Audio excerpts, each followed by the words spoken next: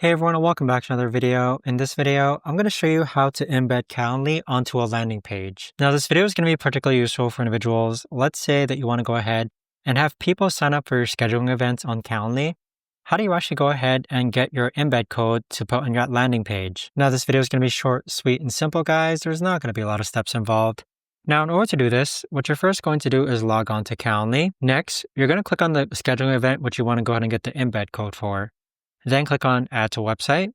And you have 3 different ways that you can add Calendly to your landing page. Let's go ahead and click on Inline Embed, then click on Continue. Now here on the right-hand side, we have our embed code.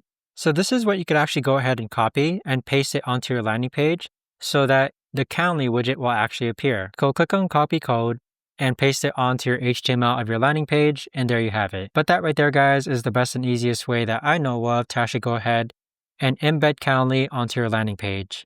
If you guys know of a better or easier way to actually do this, let me know in the comments down below. I would love to know. Thanks so much for watching, everyone, and I'll see you guys all in the next video.